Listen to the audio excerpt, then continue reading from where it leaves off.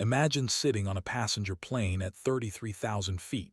You have a cup of coffee in your hand, maybe a magazine open on your lap. Out the window, the clouds drift far below, calm and white. The engines hum, the seatbelt sign is off. Everything feels completely, perfectly normal.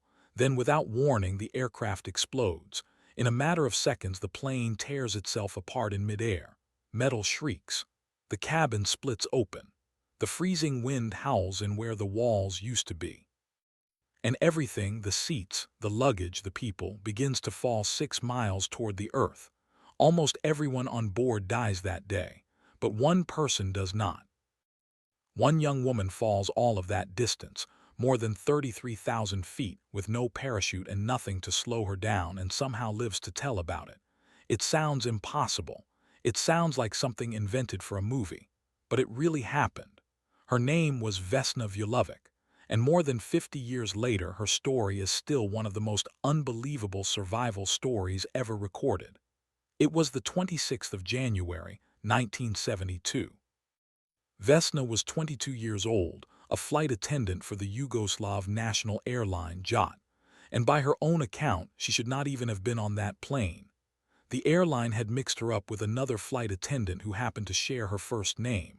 It was a clerical mistake, a small accident of paperwork, but Vesna did not mind at all. She loved to fly. She loved the idea of seeing other countries, so she took the assignment without complaint. The aircraft, Flight 367, was making its way across Europe toward Belgrade.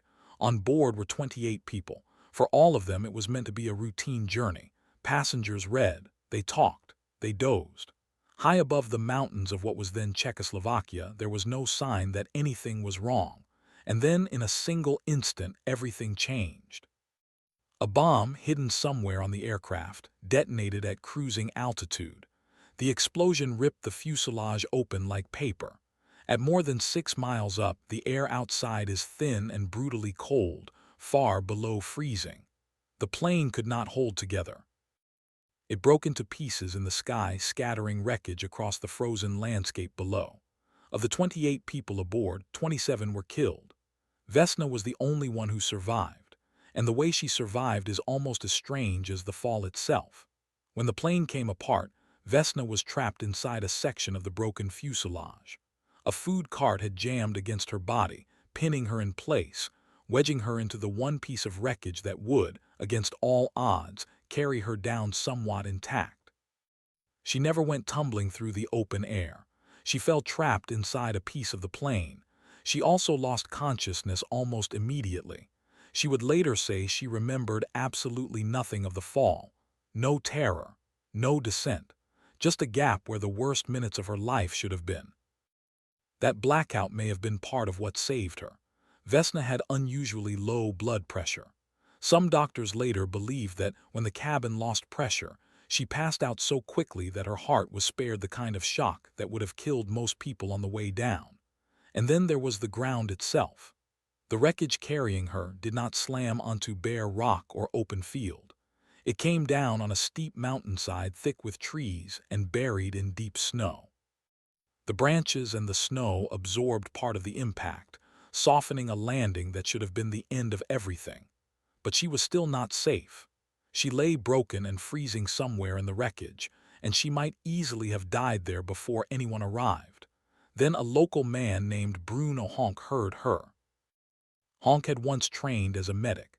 He followed the sound of her cries through the snow, found her among the debris, and did everything he could to keep her alive until rescuers reached the scene. Without him, the story almost certainly ends in that frozen forest. When doctors finally examined Vesna, the list of her injuries was almost impossible to believe. A fractured skull, 2 broken legs, broken ribs, a shattered pelvis, 3 crushed vertebrae. She was paralyzed from the waist down, and she slipped into a coma. Many of the people treating her did not expect her to survive at all, and those who thought she might live were almost certain she would never walk again. But Vesna was not finished. She woke from the coma. And then slowly, painfully, over many long months, she began the brutal work of putting herself back together. There were surgeries, there was rehabilitation, there was pain that arrived every single morning and refused to leave. Every small movement had to be fought for. Every tiny step forward demanded a kind of stubbornness most of us are never asked to find. And then she did the thing almost no one believed was possible. She stood up, and she walked. When the world heard what had happened, people could hardly accept it. How could anyone fall from the height of a cruising jet and live? It defied everything we understand about such a fall. Investigators and scientists have debated the answer for decades. The shielding fuselage, the snow-covered slope, her low blood pressure. Each piece explains a little. None of it fully explains how she beat odds that enormous. Years later, a pair of journalists even argued that the plane may have come down from a lower altitude than the official record claimed, and the debate over the exact height continues to this day. But the central fact has never changed. She survived. Guinness World Records officially recognized Vesna Vulović for surviving the highest fall ever recorded without a parachute. More than half a century later, that record still stands under her name. And it is worth remembering who she actually was.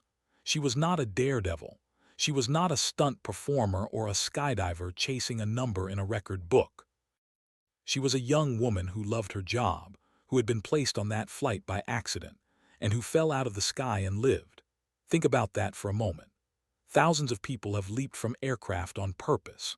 Thousands have trained for years to jump from extreme heights. Yet the person history remembers for surviving the highest fall of all was never trying to break a record at all. She was simply doing her job on an ordinary winter morning that turned into a nightmare. What makes her story unforgettable is not only the fall, it is everything that came after it. She refused to be defined by the worst day of her life. She went back to work for the same airline. She built a full life out of a body that had been broken almost beyond repair. And years later, she was out in the streets of Belgrade, no longer a victim of history but a participant in it, standing up and protesting for a better future for her country. Many people after injuries that severe would have given up. Many would have quietly accepted defeat. Vesna did not.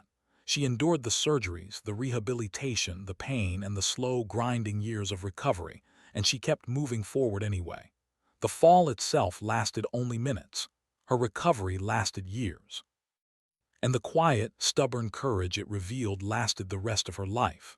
So imagine again sitting on that plane at 33,000 feet, coffee in hand, everything calm, the moment right before everything breaks apart. Then remember that one woman lived through exactly that. She fell from the edge of the sky with nothing at all to save her. And she did not just survive the fall, she survived everything that came after it.